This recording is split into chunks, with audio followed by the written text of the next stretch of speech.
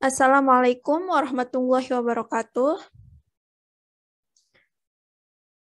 Di sini kami dari kelompok perpajakan 2 akan menjelaskan tentang PMK terbaru tahun 2022. Kelompok kami beranggotakan 3 orang. Yang pertama, Herfiana Wahyunita dengan NIM A1C020089. Yang kedua, ada saya sendiri, Irma Wagestia Putza dengan NIM A1C020109. Dan anggota ketiga ada Lala Paradila dengan NIM A1C020120. Di sini kami bertiga akan menjelaskan penghitungan PPN berdasarkan PMK terbaru. Di sini ada 5 PMK yang akan kami bahas. Yang pertama itu PMK nomor 61 garing PMK.03 tahun 2022 tentang pajak pertambahan nilai atas kegiatan membangun sendiri. Yang kedua ada PMK nomor 62 garing PMK.03 tahun 2022 tentang pertambahan nilai atas penyerahan liquefied petroleum gas tertentu. Yang ketiga ada PMK nomor 64 garing PMK.03 tahun 2022 tentang pertambahan nilai atas penyerahan barang hasil pertanian tertentu. Yang keempat, ada PMK nomor 65 garing PMK.03 tahun 2022 tentang pajak pertambahan nilai atas penyerahan kendaraan bermotor bekas. Dan yang terakhir PMK yang kelima, PMK nomor 68 garing PMK.03 tahun 2022 tentang pajak pertambahan nilai dan pajak penghasilan atas transaksi perdagangan aset kripto. Baiklah, langsung saja kita masuk ke pemateri pertama yang akan menjelaskan tentang PMK nomor 61 dan PMK selanjutnya. Kepada pemateri pertama, Lala Paradila, dipersilahkan. Terima kasih atas kesempatannya. Di sini saya akan menjelaskan nomor 61 garing PMK 03 garing 2022 tentang pajak pertambahan nilai atas kegiatan membangun sendiri. Pokok pengaturannya yang pertama termasuk dalam pengertian KMS, yaitu kegiatan membangun yang menambah luas bangunan yang sudah ada sebelumnya dan kegiatan membangun bangunan oleh pihak lain bagi orang pribadi atau badan, tetapi PPN atas kegiatan tersebut tidak dipungut oleh pihak lain. Yang kedua, PPN terhutang atau besaran tertentu sama dengan 20% dikali tarif PPN sesuai pasal 7 ayat 1 dikali DPP atau 2,2% dari DPP mulai berlaku 1 April 2022. Yang ketiga, DPP PPN KMS, yaitu berupa nilai tertentu sebesar jumlah biaya yang dikeluarkan dan atau yang dibayarkan untuk membangun bangunan untuk setiap masa pajak sampai dengan bangunan selesai, tidak termasuk biaya perolehan tanah. Yang keempat, PPN atas KMS yang telah disetor dapat dikreditkan sepanjang memenuhi ketentuan pengkreditan pajak masukan dan pengisian SSP. PMK 61 garing 2022 menerangkan ketentuan untuk luas bangunan yang dibangun minimal 200 meter persegi. Tarif efektifnya sebesar 2,2% dikali biaya yang dikeluarkan dibayarkan untuk membangun. Contoh pengenaan PPN atas kegiatan membangun sendiri. Slide selanjutnya. Contoh kasus. Tuan Kermohan, seorang pengusaha yaitu usaha catering yang membangun sendiri rumah tinggalnya. Pembangunan dilakukan pada bulan April tanggal 15 tahun 2022 dengan luas 2 meter persegi. Biaya yang dihabiskan untuk kegiatan membangun rumah tersebut mencapai 930 juta rupiah. Hitunglah PPN yang terhutang.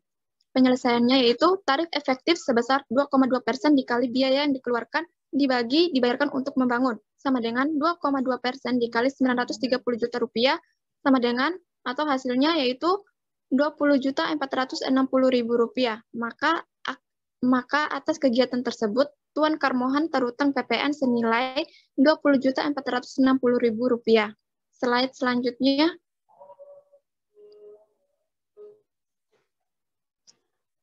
Di sini PMK nomor 62 garing PMK 03 garing 2022 tentang PPN atas penyerahan liquefied petroleum gas atau LPG tertentu. Pokok pengaturannya yang pertama atas bagian harga yang disubsidi PPN dibayar oleh pemerintah, bagian harga tidak disubsidi, PPN dibayar oleh pembeli. Yang kedua, PPN yang terutang atas penyerahan bagian harga yang tidak disubsidi meliputi pada titik serah badan usaha, dihitung menggunakan dasar pengenaan pajak berupa nilai lain. Dan pada titik serah agen dan pangkalan dipungut dan disetor menggunakan besaran tertentu. Yang ketiga, saat pembuatan faktur pajak atas bagian harga yang disubsidi, yaitu pada saat badan usaha mengajukan permintaan pembayaran subsidi kepada KPA, dan untuk bagian harga yang tidak disubsidi dibuat pada saat badan usaha, agen dan pangkalan menyerahkan LPG tertentu atau pada saat pembayaran, dalam hal pembayaran mendahului penyerahan. Slide selanjutnya. Untuk badan usaha, PPN terutang didapat dari pengalihan tarif PPN yang berlaku dengan nilai lain yang ditetapkan menjadi DPP. Formula penetapan nilai yang diperhitungkan sebagai DPP oleh badan usaha sama dengan 100 per 100 tambah angka pada tarif PPN dikali harga jual eceran. Untuk konteks saat ini tarif PPN adalah 11%, maka PPN terutang oleh badan usaha 11% dikali perhitungan formulasi nilai lain sebagai DPP di atas.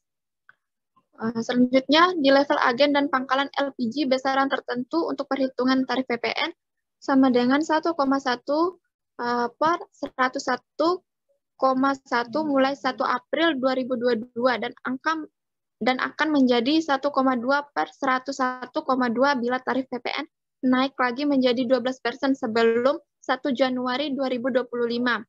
Untuk perhitungan PPN di level agen LPG, besaran tertentu tersebut kemudian dikalikan dengan selisih antara harga jual agen dan harga jual eceran, sama dengan besaran tertentu dikali harga jual agen dikurang harga jual eceran. Adapun untuk perhitungan PPN pangkalan LPG, besaran tertentu tersebut dikalikan dengan selisih antara harga jual pangkalan dan harga jual agen, sama dengan besaran tertentu dikali dalam kurung harga jual pangkalan dikurang harga jual agen. Slide selanjutnya. Contoh perhitungan PPN terutang atas penyerahan liquefied petroleum gas tertentu yang bagian harganya tidak disubsidi pada titik serah badan usaha. Yaitu pada tanggal 10 April tahun 2022, PT Pertamina sebagai badan usaha yang menyediakan dan mendistribusikan LPG tertentu menyerahkan 15.000 tabung LPG tertentu kepada PT Mandiri yang telah ditunjuk oleh PT Pertamina sebagai agen. Harga jual eceran yang berlaku pada tanggal penyerahan.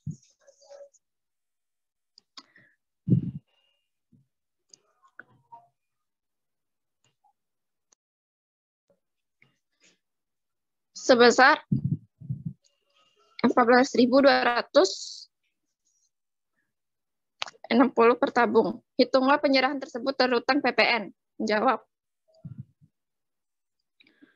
DPP sama dengan 15.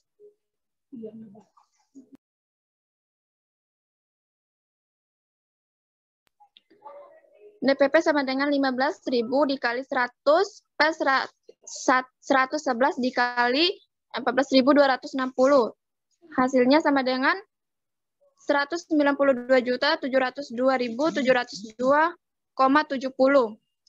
Selanjutnya PPN terutang 11% dikali 192.702.702,70. Hasilnya yaitu 21.197.297,29. Sekian, saya kembalikan kepada moderator. Baik, selanjutnya di sini saya sendiri yang akan menjelaskan tentang PMK nomor 64 tentang pajak pertambahan nilai atas penyerahan barang hasil pertanian tertentu. Jadi di sini Ibu Menteri Keuangan Sri Mulyani itu sudah mengatur kembali PPN atas penyerahan barang hasil pertanian tertentu ini melalui PMK nomor 64/PMK.03 tahun 2022. Peraturan ini mulai berlaku pada tanggal 1 April 2022 dengan tarif PPN-nya adalah 11%. Jadi perincian barang pertanian tertentu yang atas penyerahannya dapat menggunakan besaran tertentu, di sini maksud besaran tertentunya dalam PPN ini adalah 10%, yang dikali dengan tarif PPN-nya nanti 11%. Barang pertanian tertentu diantaranya adalah kelapa sawit, kakao, kopi, aren, jambu mete, ada juga tembakau, tebu, kapas, sampai dengan kayu seperti yang dilihat pada slide PPT presentasi kami. Selanjutnya langsung saja saya masuk ke contoh kasus dalam PMK nomor 64 ini, yaitu saya mengambil contoh kasus batang tebu. Di sini PT Manis Asli melakukan penyerahan batang tebu sebanyak 60 ton ke perusahaan gula pada tanggal 13 April 2022.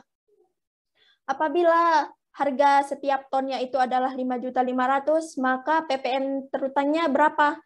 Di sini bisa kita lihat di dalam Peraturan Menteri Keuangan nomor 64 garing PMK.03 tahun 2022 dijelaskan bahwa batang tebu itu masuk ke dalam kriteria barang kena PPN. Dan cara penghitungannya adalah 10%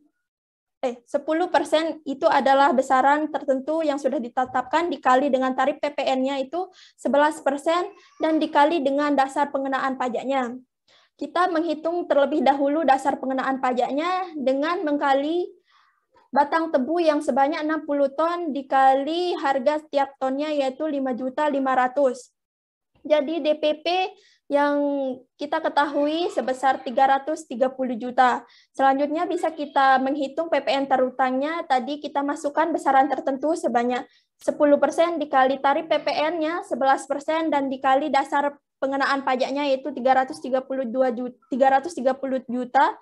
Maka PPN terutang bisa kita ketahui sebesar Rp3.630.000. Selanjutnya kita masuk ke pemateri ketiga yang akan menjelaskan PMK nomor 4 dan nomor 5, yaitu PMK nomor 65, dan selanjutnya kepada pemateri ketiga, Herpiana Wahyunita, kepadanya dipersilahkan. Baik, terima kasih kepada moderator. Sini saya akan menjelaskan tentang PMK nomor 65 garing PMK.03 garing 2022 tentang pajak pertambahan nilai atas penyerahan kendaraan bermotor. Pengusaha kena pajak atau PKP yang dapat menerapkan ketentuan tersebut adalah PKP pedagang kendaraan bermotor bekas yang melakukan kegiatan usaha tertentu berupa penyerahan kendaraan bermotor bekas, baik seluruhnya maupun sebagian, dan bukan merupakan penyerahan car free month. Tarif pajak kendaraan bermotor bekas dikenakan sebesar 1,1% dari harga jual, bukan dari harga beli. Slide selanjutnya. Di sini saya akan menjelaskan contoh kasusnya. Pak Ahmad, yaitu seorang PKP yang mempunyai usaha showroom mobil bekas pada September 2022, berhasil menjual sebuah mobil bekas seharga Rp150 juta. Dengan demikian, atas kegiatan tersebut, Pak Ahmad memiliki PPN sebesar Rp1.650.000. Angka tersebut berasal dari 1,1% dikali dengan Rp150 juta. Slide selanjutnya. Kemudian di sini PMK nomor 68 garing PMK.03 garing 2022 tentang pajak pertambahan nilai dan pajak penghasilan atas transaksi perdagangan aset kripto. Pokok pengaturan PMK di sini adalah 1. Kripto bukan mata uang atau surat berharga, tetapi merupakan barang berupa hak dan kepentingan lainnya yang berbentuk digital. Oleh karena itu, PPN memandangnya sebagai BKP tidak berwujud. Kemudian penyelenggara perdagangan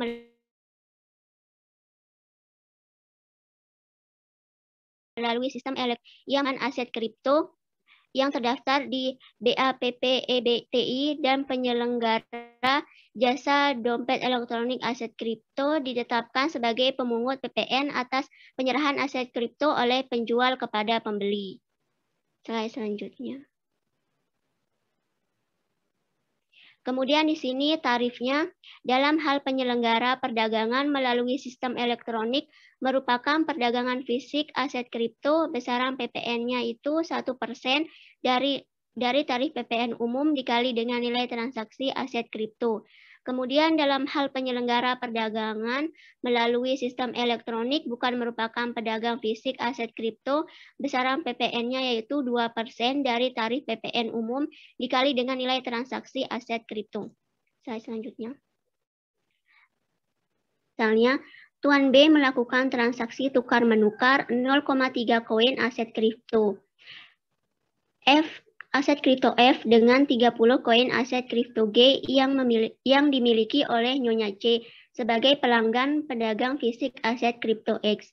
Pada tanggal 10 Mei 2022, nilai konvensi satu aset kripto ke dalam mata uang sama dengan 500 juta rupiah. Maka penjual atau pedagang fisik aset kripto wajib memungut PPN dan PPh dari kedua belah pihak dengan rincian. Pertama, atas penyerahan aset kripto F, memungut PPh pasal 22 kepada Tuan B sebesar 0,1% dikali dengan 0,3 dikali 500 juta, maka PPh-nya sebesar Rp150.000. Kemudian memungut PPN kepada Nyonya C sebesar 1% dikali 10% dikali dengan 0,3 dikali 500 juta rupiah, maka PPN-nya sebesar Rp150.000. Kemudian atas penyerahan aset kripto G, memungut PPh pasal 22 kepada Nyonya C sebesar 0,1% dikali 30 dikali 5 juta, maka hasilnya Rp150.000. Kemudian memungut PPN kepada Tuan B sebesar 1% dikali 10%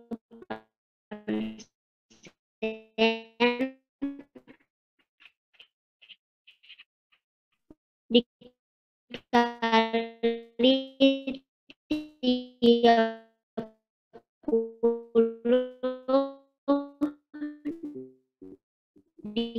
dikali dengan 5 juta sama dengan 150. Saya kembalikan ke moderator. Baik, terima kasih. Itu saja dari kami bertiga.